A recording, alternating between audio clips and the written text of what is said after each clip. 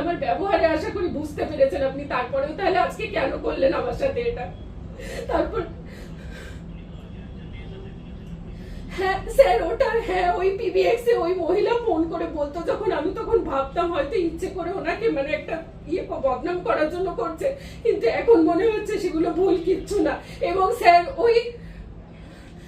ওই কাদম্বরী ফোন করতো বলে সেটা নিয়েও একদিন এসে আমাকে মানে ওই রাজপুত স্যার ওএসডি তিনি বলছেন যে মানে উনি কি বলেন কি ওনাকে কোনোভাবে কোনো এন্টারটেইন করা যাবে না, এবং উনি যে ফোন করে আমাদেরকে বিরক্ত করেন ওনার এগেনস্টে আমরা যেন গভর্নরকে লেটার দিই।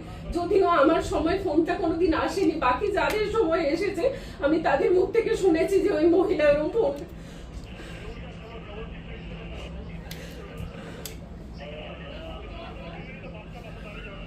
স্যার আমি হোয়াটসঅ্যাপ আর নর্মাল কল সব জায়গা থেকে ব্লক করে রেখেছিলাম। হ্যাঁ আমি একটা দুটো যে নাম্বারগুলো পেয়েছিলাম ব্লক করে রেখেছিলাম। অ্যাকচুয়ালি স্যার এটার সাথে আমি তো মানে